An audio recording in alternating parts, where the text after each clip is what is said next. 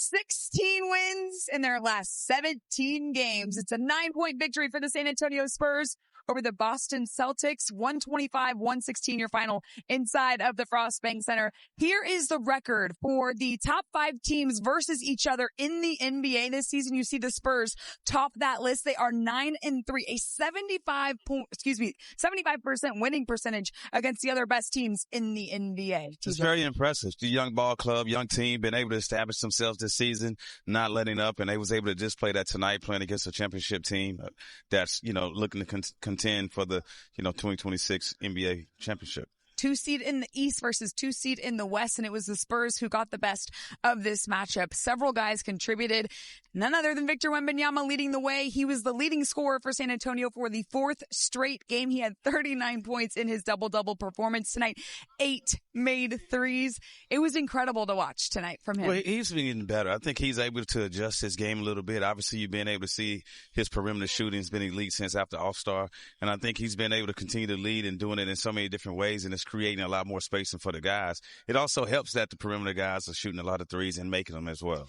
Speaking of that, yes, this was the first game in Spurs history where the Spurs had back-to-back 20 made three performances. Here's a look at some of them. They were knocking them down from all around the arc. Yeah, but you're looking at what's oppressive. You're seeing ball movement. You're seeing guys penetrating and kicking out to the open guys, just being unselfish with the basketball. And that's why you're constantly seeing so many variety of different guys being able to shoot the 3 ball. It makes it very difficult for opposing teams to guard. So just look at that. When you got a guy in your center that can be able to shoot the ball at the rate that Wemby's been able to shoot it, it becomes very difficult for anyone to be able to guard on the perimeter with the type of shooting ability that we have right now with the Spurs. And if you look at this shot chart, that shows you that they can knock him down from the corner.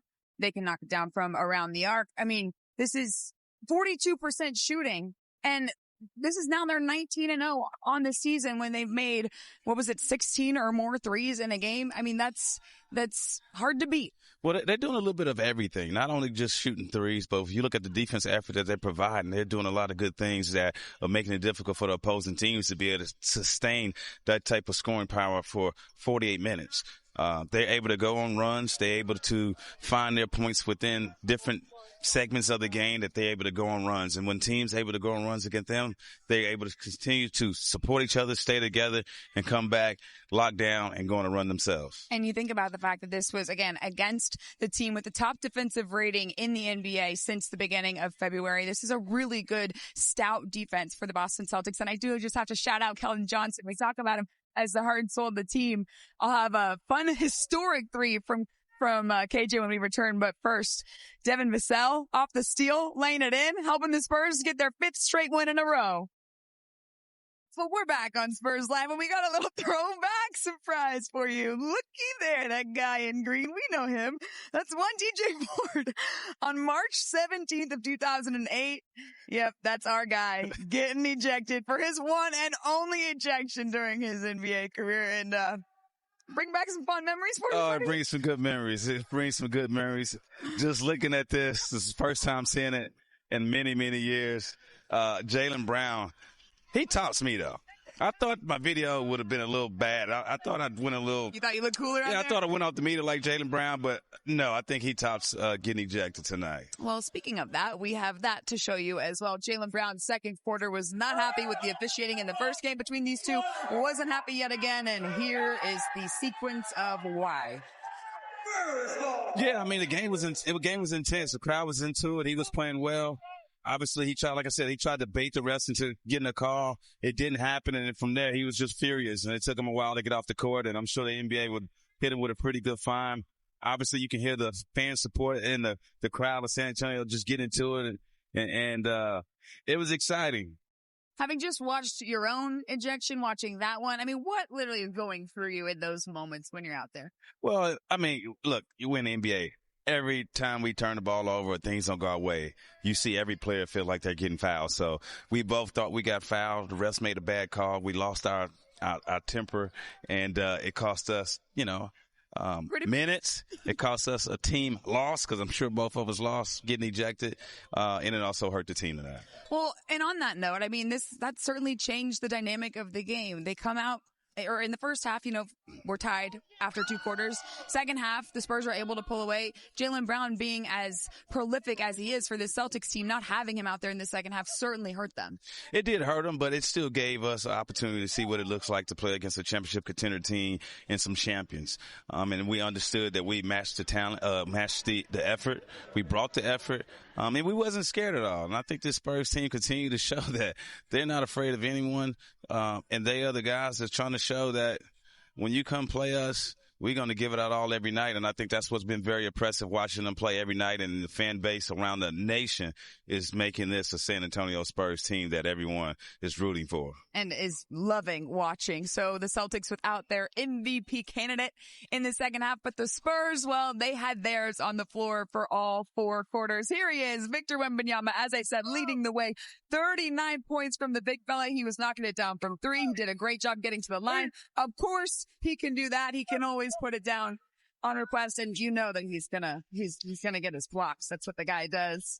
One of the things he's been able to display that is very effective for him at the top is being able to pump fake, because you don't know if he's going to shoot the ball or put it on the ground, and it also allows him to get a good advantage. So we talked about the Manu Ginobili ball fake. Well, Wemby is definitely pulling that out and getting some notes from Ginobili, because this is definitely working, and that's part of his game that's very efficient as well. 8 of 15 from 3. That ties his career high for made 3-pointers. I know we talk about how different he is. I mean, he's unlike any player this league has ever seen, but it feels like, at the start of this season, we were like, Wemby, he's taking his game to the next level. And that was back in October, November. Now that it's March, now that he's got his full conditioning and his legs under him, now we're seeing him even level up that game. I mean, we continue to try to put it into words, but how do you put into words how he's playing right now? Well, I think he's just playing efficient basketball, but I don't think he's forcing anything. I think he's trusting his teammates, and he's allowing guys to make plays for him. When you look at how he's playing this simple basketball, very efficient. And I think he's just trusting other guys, and I think that's why you're seeing multiple guys in double digits and more guys shooting effective percentages because of Wemby's unselfishness.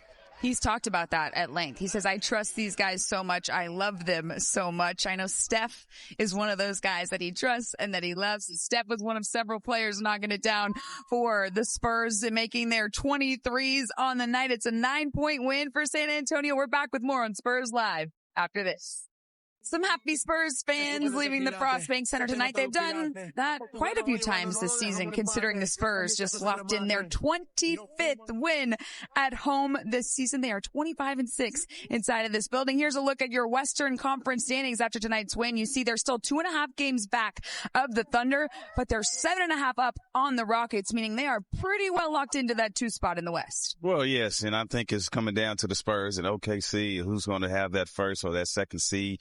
And we're going to continue to kind of push forward and see if we can test to kind of put pressure on OKC and see if we can get that number 1 seed, because that is very, very important, and it's very valuable when you get to the playoffs. Good thing that the Spurs have won 4 of 5 against OKC. On paper, the Spurs technically have the easiest remaining schedule of this stretch of 17 games to go. So we'll see if they can do exactly that. As we think back again to this game, and you think about the fact that this could very well be an NBA Finals matchup in the future between the Celtics and the Spurs.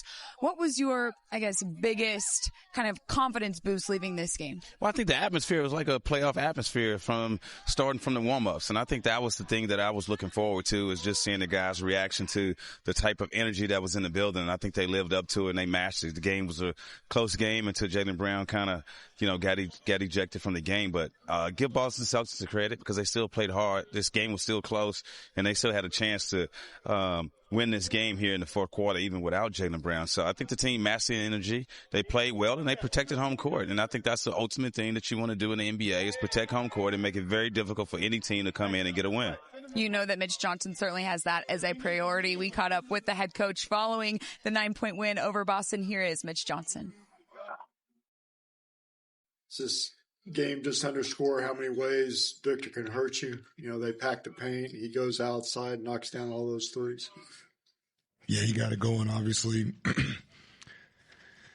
He did a good job with his mechanics of being disciplined, and he's shown he can obviously get hot and make shots, and it really can put defenses in a tough place in terms of how they want to play, because if you take the gravity away from him, obviously it can open up the rest of the floor, and we did a good job at times, and especially as the game went on, I thought of trying to continue to play with pace and move the ball.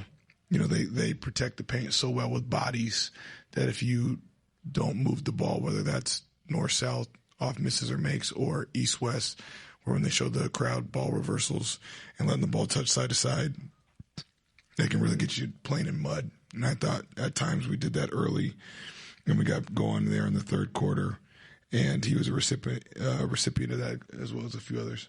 Speaking of moving the ball, I think De'Aaron has 28 assists and only 5 turnovers over the last 3 games. Is that something we're going to see more in the, as the season goes on, playoffs, him handling the ball more and distributing it? I mean, he scored too. Yeah. He's kicked it into another gear for sure. I think the eye test proves it. I think his numbers prove it. I think that's a adult who's hitting his stride and turning it on when we need to, and when he's trying to lead by example, and we need it. You're playing a team like Boston that you know is going to get up a ton of threes and probably make a good clip of them. Is there or do you go in thinking you've got to try to match that, or not get in a 3-point shooting contest with them? I think defensively, you're going to give up some threes. You like to participate at times in which ones or how you give them up. And I thought we did a really poor job of that early. And actually, I don't think we did a great job of that really throughout the game. We had some miscommunication in the first half. Our transition defense was really bad. Not as connected as I would like to be defensively in terms of some awareness and recognition there. But again, they are and have been probably at the top of the list in terms of teams that can hurt you in that regard for the last few years. And they did quite a bit tonight. And honestly, they just missed some shots at times as well. I think that's something we can continue to improve upon. And then offensively, it's a tough one because they do pack the paint so well that you might have to make some shots at times to loosen them up because they are so disciplined in playing that brand of basketball defensively. It seemed like they, were trying to overload the strong side and engage Victor as the low man and swing it to that weak side. How did you guys adjust to that defensively? I think that's a pretty consistent plan we've seen now with him. Obviously, try to get 2 on the ball and hurt us on the backside or with threes. I think it's as much of just trying to minimize the advantage that person is getting when they engage Victor, which then should hopefully allow us to rotate and get to the backside, or at times maybe Victor doesn't even have to commit all the way. So again, some of that early on was not schematic. You have to at some point guard the guy in front of you. We jumped at a lot of shot fakes. We got rejected at times, pick and roll. We got straight line drive in isolation. There's no scheme or coverage for that. That's do better. And then there's some schematic stuff that will continue to get better. And again, that's maybe the forget personnel, which they have in elite level, the cleanest offense in the last few years at the top of the list in the league, and they make you pay. In one of his answers there, he mentioned how the Spurs got better executing some of the adjustments as the game went on. And you think about the fact that this game also featured 2 leading Coach of the Year candidates, in Mitch Johnson and Joe Mazzulla. Mitch has done such a good job at making in-game adjustments all season long. But how impressed were you with his coaching job in this one? Oh, I mean, he was an NBA All-Star coach, so he's proven that he's an elite coach in this league, and he's very, very prepared. And when you look at him being able to make adjustments, and remember, this is his first full season here as the official head coach, so just look at the things and the growth that he had from last season to now, and I think you've been able to see that with all the players just excited to play. Mm-hmm. This is a fun team to watch, and you can understand that, the coaching staff is a good group of guys as well. I'm sure a lot of the ages are similar as well. And it makes that communication a lot easier. But you got to give credit to Mitch and his coaching staff because they continue to improve and they continue to make adjustments against tough teams. Well, lucky for him, he's got his hands full with a league MVP coming to town. Next, the Spurs get ready to welcome in the Denver Nuggets for a Thursday night showdown. It starts at 8, which means our pregame show starts at 7:30 right here on FanDuel Sports Network. Victor Wembanyama, Nikola Jokic, Spurs, Nuggets. What are you most excited about in that one? Oh, that's going to be a battle between the two bigs. You got a guy that's definitely one of the best in the league. He's going to play physical, and I expect that game to be exactly like it was tonight. And that's going to be a good test to get two championship competitive teams.